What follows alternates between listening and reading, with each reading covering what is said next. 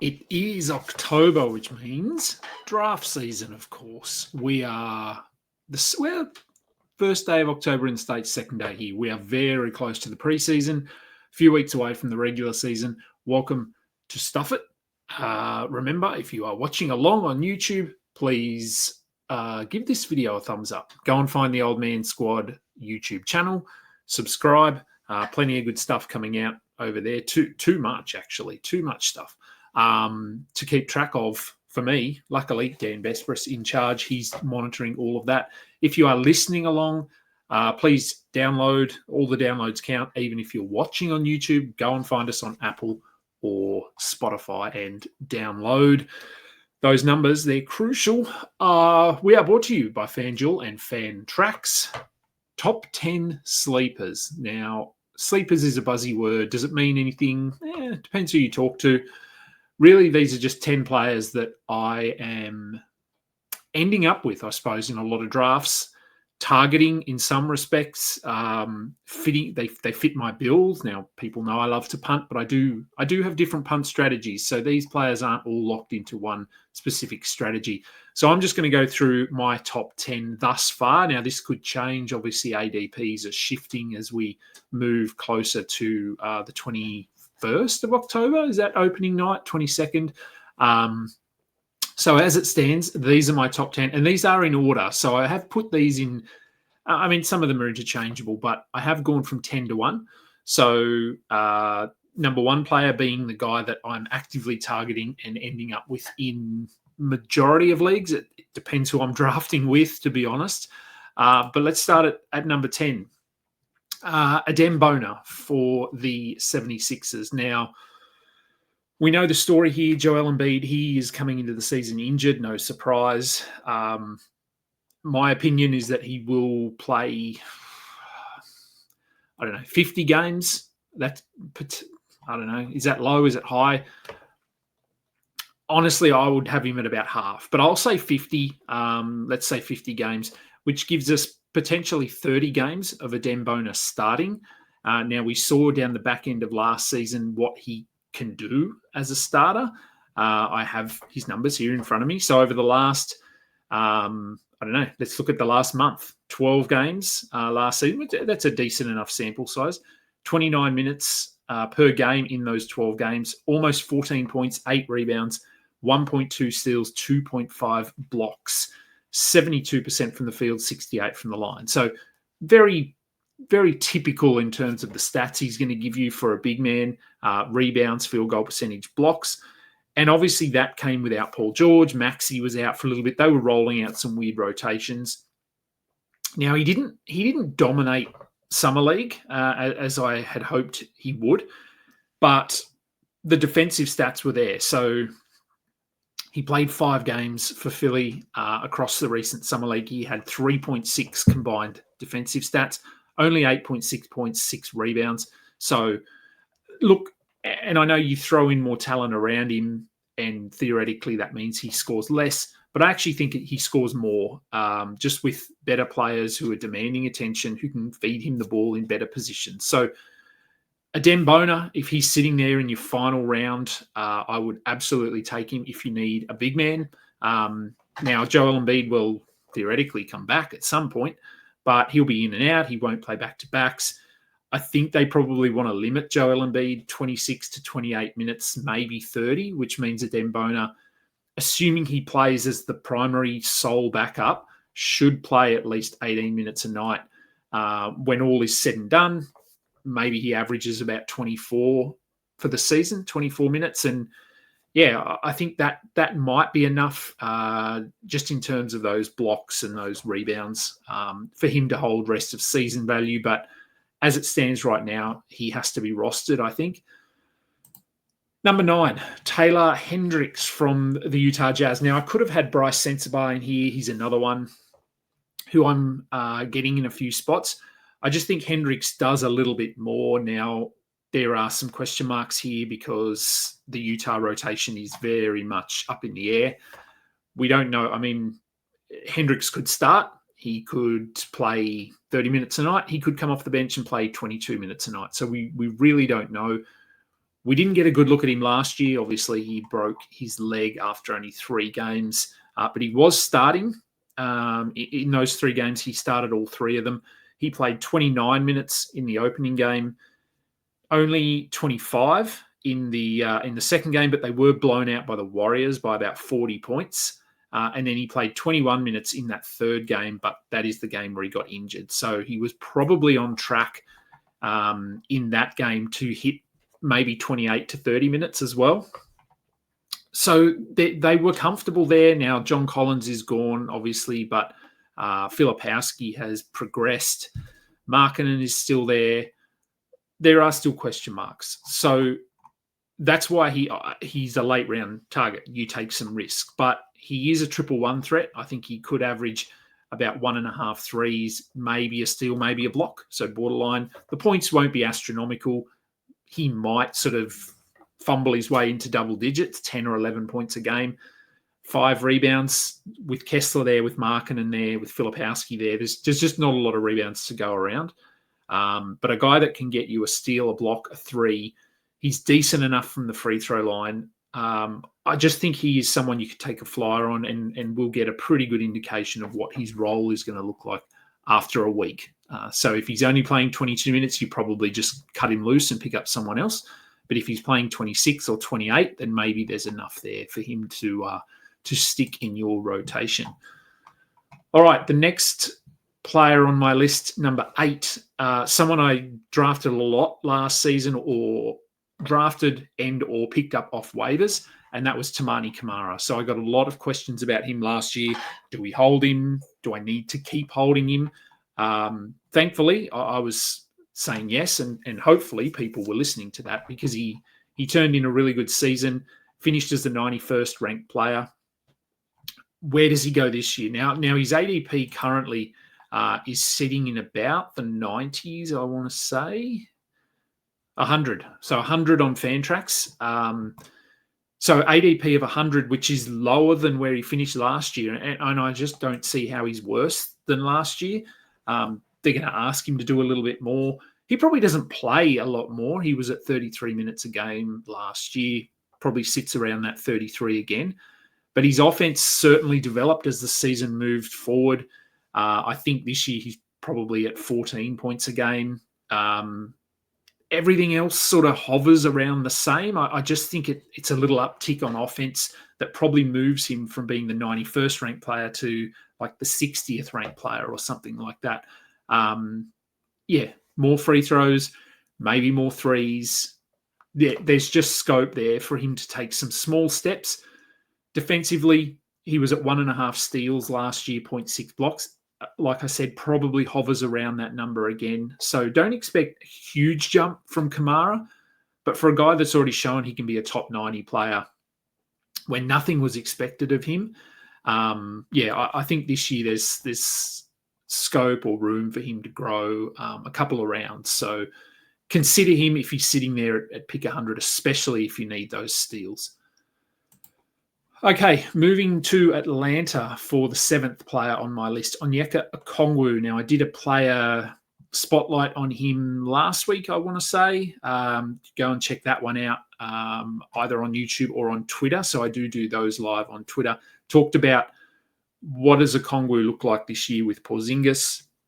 A lot of people have not washed their hands of Okongwu, but I think they're just a little bit cautious when drafting him, and that's reflected in his current ADP, which is sitting at 78 on Fantrax, even lower on Yahoo, 93.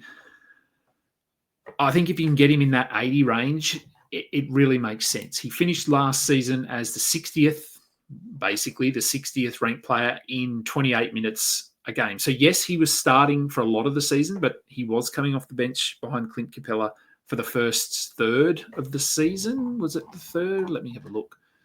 First half. for the first half of the season. So, so we got a bit of a look at him as a starter.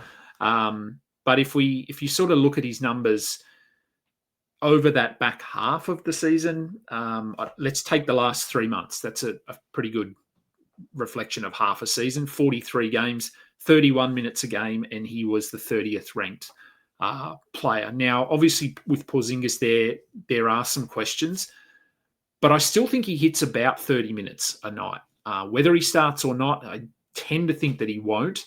But Porzingis he could miss back-to-backs. He'll be managed. There'll be certain games where they just do give him a night off. So even if he's coming off the bench, I think Okongwu is on a night, if we consider the whole roster to be healthy, a close game, they could certainly close with Porzingis and Okongwu, depending on the matchup. But I think he still sort of hits that 28 to 30 minute per night mark. And like I said, in 28 minutes last year, he was the 60th ranked player. So that would be probably his floor, I would consider this year, 60 to 65. And if he does push into 30 to 31 minutes, then you're looking at a guy that could be a top 50, top 40 player. And at the moment, you can get him at pick 80. So I think, again, another no-brainer. All right, so let's move to Houston for the next one. Sorry, just while I type something in here. Right. Houston. Now, Fred VanVleet has obviously gone down and is... Oh, look, I mean, he's going to miss the season. For some reason, he sort of potentially could miss the season. He's not coming back, I wouldn't think, this year. So we are expecting some changes in the rotation, some shifts. I mean, there was talk of them maybe picking someone up, signing someone. I don't think they will do that. I think they'll just run with what they've got and shuffle things around. I think they've got enough depth that they can do that. So who benefits? I think quite obviously for me, it is Reed Sheppard, a guy that I have in a lot of spots in Dynasty. And he's certainly moved onto my radar in redraft leagues as well. Now, it's going to be interesting to see how they use him.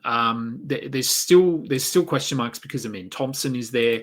Kevin Durant is obviously there now. So there's lots of guys that can handle the ball. So I don't think it is a one-for-one kind of Sheppard comes in and just plays Fred VanVleet's minutes. But he will definitely play more than what we thought he was going to. He was barely noticeable during his rookie season, so we don't even really need to look at his numbers there. He only played 12 and a half minutes a game.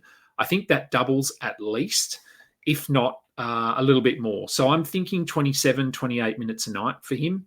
I mean, what does he give us stats-wise? He's a decent enough rebounder for an undersized guard. Assists will probably sit in that 4 to 5 range, just as I said, because they do have other guys that can handle and facilitate. But it's on that defensive end. So 2 defensive stats a game, maybe 2.2 to 2.3. He's a good shot blocker, again, for an undersized guard. A good wing defender. They'll probably throw him on the opposition's best player along with Adem Thompson. They'll alternate there a little bit. So I think he could be in that top 100 range, just playing 27 minutes a night. If that pushes to 30, 31, if he comes out and just proves himself, then I think he's got sort of that skill set to be in the top 60 discussion. Now, that's obviously best case scenario. But the question for me is, where would you have him in the most improved discussion? Because he's not in the betting at the moment. Well, at the top of the betting. So if you head over to sportsbook.fanduel.com, Adem Thompson, his teammate, is the favourite. But if you scroll down the list, a couple of names there, I won't mention them because they're on my list. But if you scroll down about half, no, it's a very long list if you open it all up. So Adem Thompson is at plus 900 to win this award. Currently, Reed Sheppard is at plus 4,000. So he's equal with guys like, who's he sitting level with? Cam Whitmore, Nikola Jovic, Derek White. I don't know why Derek White's on there. Peyton Pritchard, Kaminga, Neesmith. I'd take Sheppard over all of those guys. And even if you go up the list, as I said, there's a couple of names there I won't mention yet because they're coming up later. But Denny Avdia is near the top. Andrew Nemhard is near the top. Benedict Mathurin. I'd probably take Sharp over. Not Sharp. I'd probably take Sheppard over those guys as well. So, yeah, there is maybe a little bit of a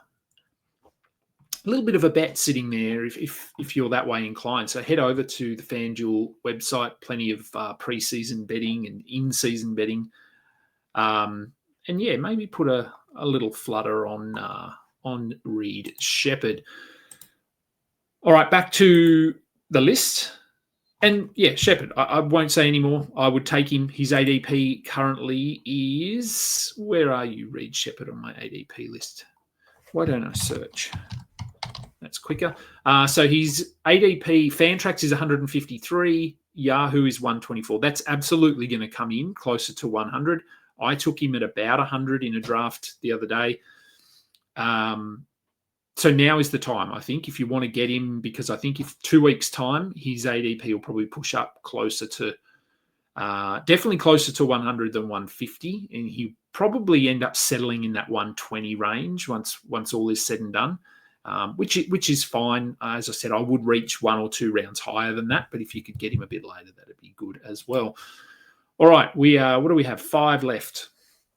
1, 2, 5 left. So the 5th player on my list, or the 6th player on my list, but the number 5 player is Walker Kessler. Now, Walker Kessler and my next player are both in the same sort of bucket. They play the same position. There is risk. There are question marks about their health / availability. So obviously Walker Kessler was really good last year. He was the 48th ranked player in 30 minutes a game, 11 points, 12 rebounds, 2.4 blocks, 66 from the field. Terrible from the free throw line, but again, another very typical kind of a big man here, but that blocks upside is really enticing. So I've been taking him at around pick 50 in certain drafts. He's usually sitting there in that range. It does depend on your league. His current ADP is... Where are you, Walker Kessler? Depends on your platform, obviously. Fantrax is 105. Yahoo is 55. So I would... at 55, I think I'm okay with him at 55, like I said. 105, absolutely all over him. Now, there are question marks because he plays for Utah. You could put any Utah player in this list and talk about the fact that as of February, January even, they could be resting players. So how many games does he play? He played 58 last year. I'd consider that the floor because I actually don't think Utah will be as... transparent with their tanking this season. They didn't necessarily get in trouble, but there were sort of murmurings and things going on. So I actually think this year they will play their guys a little bit more. They might just limit their minutes. So, and for someone like Kessler, that is fine because he can still get you 2 blocks in 25 minutes a game. So I think he probably pushes up to about 31 minutes this season. And then you just add a little bit of offense. The blocks, they probably... I don't think he's ever going to get to 3 or anything like that. But 2.5 with close to a steal is someone that has to be rostered, obviously, and someone that should be drafted in that center run from about 50 to 70. There's a run of centers. I'll run through some of the names on that list just based on... as I said, his ADP on Fantrax is 100, but in that range, in terms of centers, there is Miles Turner. Well, this is starting at 42, but you've got, let's start at 41. So we've got Ivica Zubac, Miles Turner is in there, Nikola Vucevic, Joel Embiid, Jalen Duren, Jarrett Allen, Jakob Poeltl, Rudy Gobert. So they're all in that 20 to 30 gap, so sort of from 40 through to about 70. You've got DeAndre Ayton just after that as well, with Okongwu, who's a couple of picks later. So of all those names there, I think Kessler has quite clearly the highest upside in blocks. Rudy Gobert, don't consider him an elite shot blocker anymore. He was at 1.2 or 1.3 last year, and he will sit at that number again. So he is not someone you want to be targeting purely for blocks. He's not elite anymore. I like Jakob Poeltl in that Walker Kessler discussion as well. Jalen Duren if you don't need your blocks as much. But yeah, I think Walker Kessler is someone who I'd be comfortable taking him in the 50 to 60 range, under the proviso that you're aware that he could miss 20 games, 18 to 20 games, and that's without an injury. The next guy, and this is another player who was on that list, and I just didn't mention him at the time, and that's Mark Williams, who is now in Phoenix. Had a nice season last year, only played 41 games though, 26 and a half minutes a game, 15 points, 10 rebounds, 2 defensive stats, so 1.2 blocks, 0.7 steals. Finished as the 41st ranked player. Now, he looked really good. I absolutely think Phoenix are going to play him 30 minutes a night. I know they have Nick Richards. I know they have Kaman Malawach, but I think I've said this about Phoenix. I think that they will want to win. I think Devin Booker will want to win. I think Mark Williams will feel as though he's got a lot to prove after what went down last season with the Lakers. So I think he comes out motivated. 30 minutes a night, you could be looking at a guy that gets 15 to 16 points, 11 rebounds. I think those 2 defensive stats probably stick. Maybe they go up ever so slightly.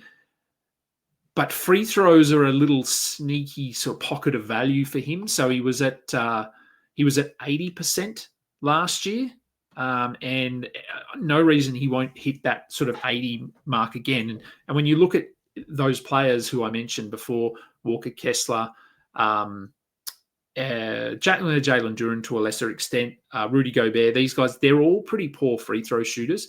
So that is one advantage for Mark Williams. But obviously the risk here is games played. Now, he's not coming into the season with an injury. And to be clear, he was not, the trade to the Lakers was not denied because of an injury. It's because of what they thought might eventuate. And who knows whether they regret that, I don't know. They have DeAndre Ayton now. But so I think Mark Williams, his ADP, as I said, he was in that group. So his ADP is sitting at 64 on Fantrax, 82 on Yahoo. Now, he's another guy I think who I'm okay with at that ADP, 64. 82, absolutely, I'm all over it. How high would I go for him? I'd probably go to 50. I do tend to lean risk over reward. No, that's not right. Anyway, I'm happy to take risks. So I'm okay taking Mark Williams there at in the 50 range. He's a guy that I think could be a top 30 player, top 35 player. So you're looking at a round and a half of value. And if you can get him in the 80s, if people are really hands-off when it comes to Mark Williams, then he's a guy that has 3 to 4 rounds of value. All right, now we're into the top 3 players. Now, this one is quite a deep one. I'll bring up his ADP before I start. Oh, so he's right down the bottom. So he actually doesn't have an ADP on Fantrax, but on Yahoo it's 136. So he is towards the bottom. So he is sort of a true second last round target. And that's Kyshawn George for the Washington Wizards. Now, no Bilal Coulibaly for a little while. We know that. I was sort of on board with Kyshawn George anyway. So the Coulibaly news really just, it helps. It doesn't change my mind or anything. Thought he looked really good in Summer League. So let's start there. He only played 2 games, 17 points, 8 rebounds, 4.5 assists, 4 steals. End of last year, we saw flashes, so his minutes went up. He had a bit of an ankle injury. Just as he was building some momentum, that sort of derailed him a bit. But the scoring, inconsistent. So he had a 23-point game, a 19-point game, 11, 12, 13. So he had some sort of double digits, mid-teen games there, the 23-point game, but then he has a 5-point game in 31 minutes, a 9-point game. Now, though, what I look at there, when I look at those games where he didn't really score a lot, it's not because he shot 1 of 9 or anything like that. So in the game where he was 31 minutes, he only had 5 points, but he had 6 rebounds, 3 assists, 3 blocks, and he only shot 6 times. So he was 2 of 6. So to me, that's sort of, he's a guy that isn't going to force his shot too much, which obviously means his scoring will be a little bit inconsistent. But I do think that he will be given a little bit more confidence. I mean, I'd like to think the coaches always instill confidence, but I just think he'll take a step up on the offensive end and be tasked with doing a bit more, but also be comfortable doing a bit more. So maybe the percentages are a bit of an issue, but the overall points production goes up. And then he's going to fill the box score. He'll get you 1 to 2 threes a game. Defensive end, he'll probably get you 2 defensive stats, maybe 1.3 steals, 0.7 blocks, something like that. Minutes-wise, I think we're probably looking at a guy that tops out at about 30, 29 to 30 earlier in the season. But once we get to March and April, when seemingly Chris Middleton will be gone, CJ McCollum will be gone, then once again, he might step into a 33-minute-a-night role. So as a guy you can get late, I just think he has that ability to chip in across the board, remembering that his field goal percentage will be a bit of an issue. All right, 2 more. Now, I've talked a lot about these guys. They're not going to be surprising at all. Mattis Buzelis is number 2. I'm just all aboard him, and I worry that his ADP is going to go or get to the point where there isn't as much value. So currently, Fantrax, his ADP is 93 and 100 on Yahoo. I'm still okay with that. I still think if you can get him, that sort of puts you in what, the 9th round. I'm fine with that. I've talked about the fact that I think his upside is top 50, top 40. If he hits 30, 32 minutes a night, something like that. He does play for the Bulls, so keep that in mind. But I think his floor is probably 29 to 30 minutes, which makes him a top 75 player. And at the moment, you can get him in that sort of 90, 100 range. That will not stick. I know he's going higher than that. People are starting to reach into the 80s and the 70s to take him, which again, I'm okay with. I think it eliminates some of that value. It probably means you're drafting him at his floor rather than below his floor. But if the Bulls just let him go here and he somehow gets to 33 minutes, I think Patrick Williams is already hurt. It's not serious, but hopefully they just run with Buzelis. And if he, for whatever reason, gets 34 minutes a night, then you're looking at an absolute breakout player, most improved candidate. He blocks shots, he hits threes. He's relatively efficient for a guy that is shooting a high volume amount of threes. He's a decent rebounder, and he won't hurt your free throws. So, yeah, if you're sort of sitting there and it's the 90th pick and he's there, I just think you have to pick him up. He fits a lot of builds. He doesn't really hurt you anywhere. The assists aren't great, but other than that, I'm all aboard Mattis Buzelis. Last guy on the list. Probably the only guy I've talked about more than I've talked about Mattis Buzelis. Now, ADP, where are we? Let's bring up the ADP. Well, that didn't work. There we go.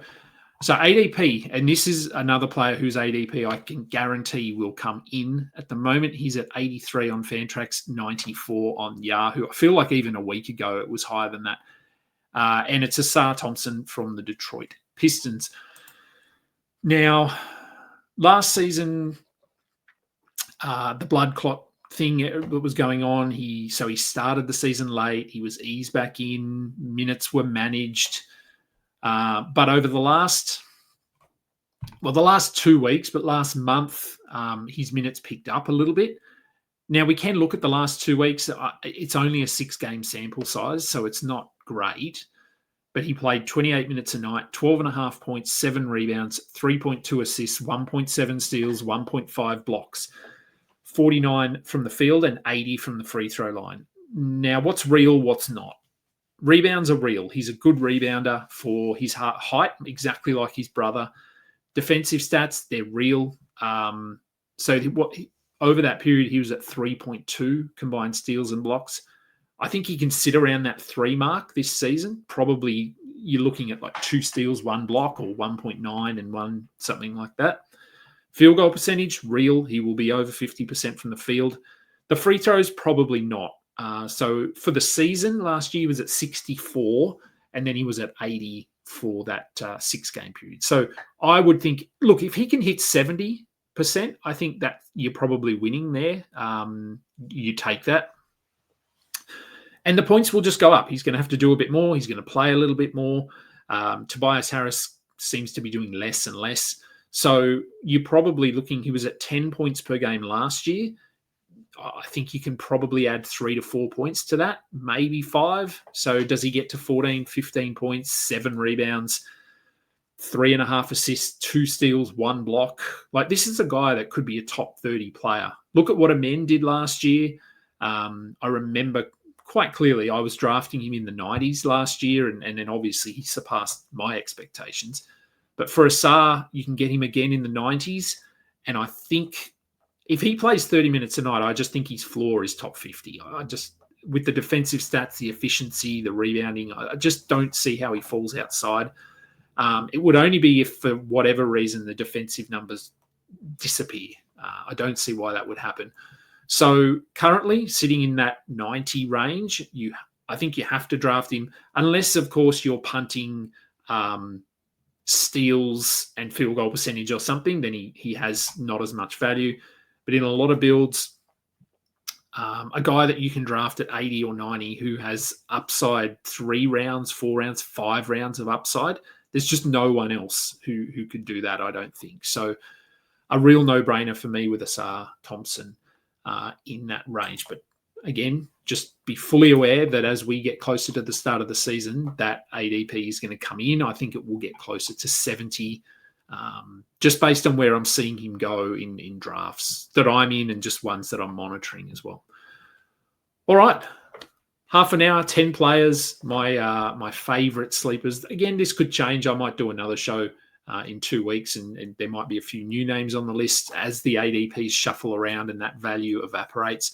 But hopefully that list helps you as we do move into draft season. Remember to go and find the Old Man Squad YouTube channel. Subscribe there, like this video, download the audio versions as well. Even if you're not listening to them, just go and download them because it does count. We can go back to the sponsors and potential sponsors and give them download numbers. So it all matters. It all happens in the background. Thank you for listening. I will be continuing the Player Spotlight series over the next 2 weeks. So let me know if you've got any players that you want me to talk about. I'm Adam King. This has been Stuff It, a fantasy basketball podcast. We are done.